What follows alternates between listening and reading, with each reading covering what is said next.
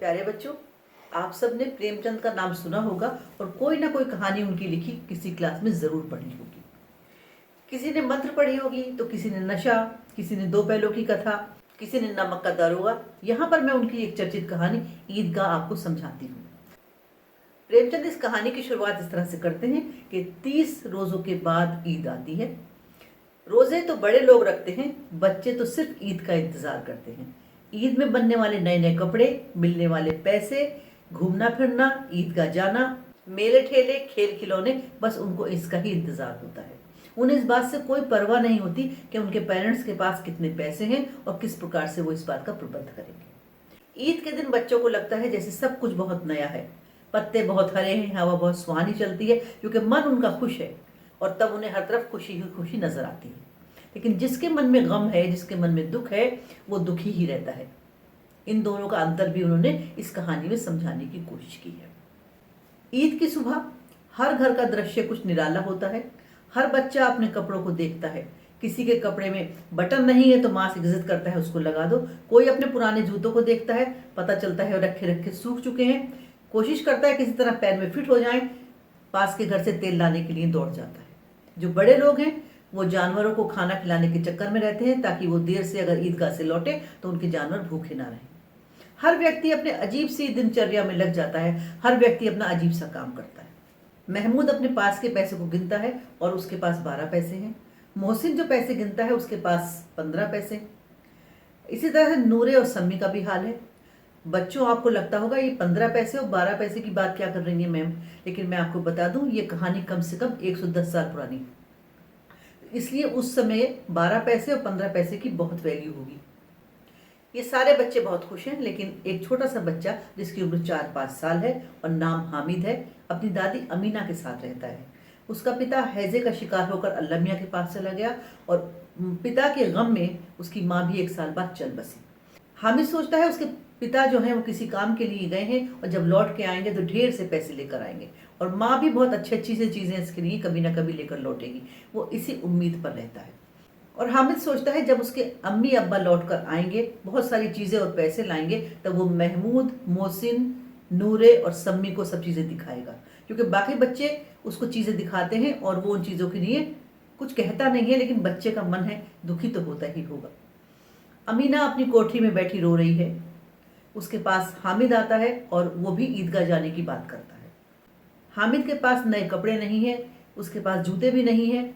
उसने एक पुरानी सी टोपी पहन ली है जिसका जो गोटा है वो भी काला पड़ चुका है, लेकिन वो बहुत खुश है इस बात को सोच सोच कर कि कभी उसके अम्मी अब्बा आएंगे, बहुत सारा सामान लाएंगे और वो भी सबके साथ ईदगाह जाएगा और ईद का मेला देखेगा। अमीना के पास केवल 3 पैसे हैं, वो 3 पैसे हामिद को दे देती है। हामिद उन 3 पैसों को लेकर ही बहुत खुश हो जाता है और सबके साथ वो ईदगाह के लिए निकल पड़ता है। सारे बच्चे दौड़ दौड़ कर आगे चलते हैं और जब वो बहुत आगे निकल जाते हैं तो कहीं रुक जाते हैं। ईदगाह जाने के लिए वो बड़े शहर से भी गुजरते हैं।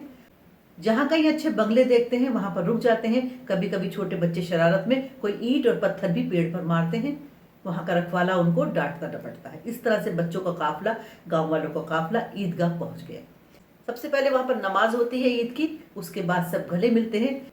उसके बाद सारे बड़े और बच्चे दुकानों की तरफ निकल जाते हैं। सबसे पहले मिठाइयों की दुकान है, उसके बाद खिलौनों की दुकान है।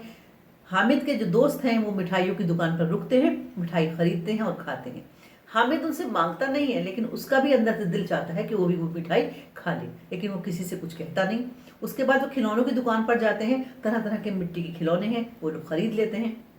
हामिद दूर खड़ा देखता रहता है, क्योंकि वो जानता है उसके पास सिर्फ 3 पैसे हैं और 3 पैसे में कुछ भी इस तरह का नहीं आएगा। ये लोग झूला झूलते हैं और हामिद अपने दिल को ये सोचकर समझा लेता है कि वो जरा से झूला झूलने के लिए काफ़ी पैसे क्यों खर्च करे। उसके पास जितने पैसे हैं उससे वो कुछ काम की चीज़ खरीदेगा। इन बच्चों ने अपने अपने मिट्टी के खिलौने खरीद लिए, चल दिए। सबसे बाद में लोहे की दुकानों का नंबर आता है। हामिद वहां पर रुकता है, एक दुकानदार के पास जाता है। वहां देखता है एक लोहे का चिमटा रखा है। चिमटा आप लोग जानते हैं ना, जिससे हम लोग रोटियां फुलके सेका करते हैं ताकि हमारे हाथ न जले। हामिद वहां जाता है, उससे पूछता है कि वो कितने का है। दुकानदार जब उसको बताता है कि वो चिमटे के 6 पैसे लगेंगे, हामिद का दिल बैठ जाता है। वो कहता है उसके पास सिर्फ 3 पैसे हैं। दुकानदार उससे कहता है कि 5 पैसे में काम बन सकता है।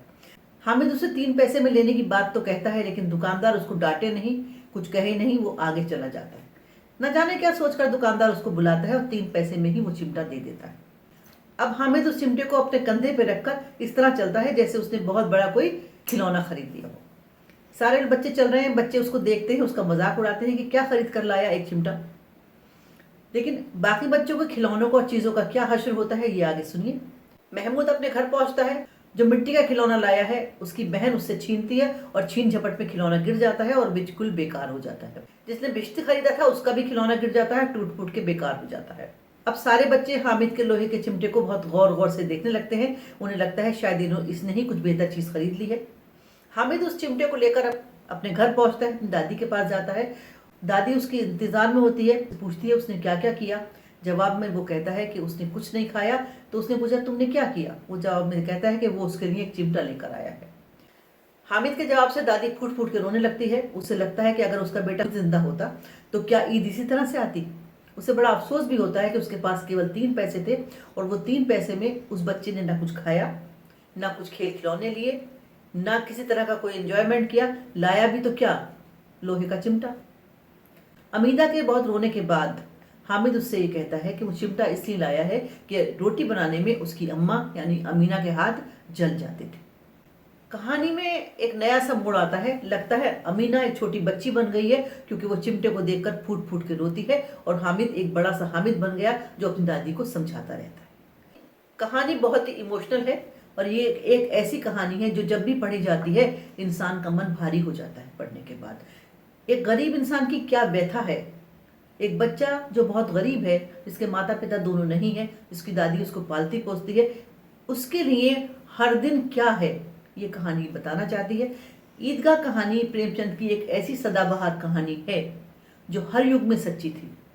बच्चों, मेरी आपसे एक एडवाइस भी है, एक मेरा सुझाव और विनती है कि जब कभी आप लाइब्रेरी जाइए तो प्रेमचंद की कहानियों को निकालकर, जिसका नाम है मानसरोवर, उसमें से ईदगाह कहानी को जरूर पढ़िएगा, आपको बहुत ही अच्छा लगेगा। Thank you.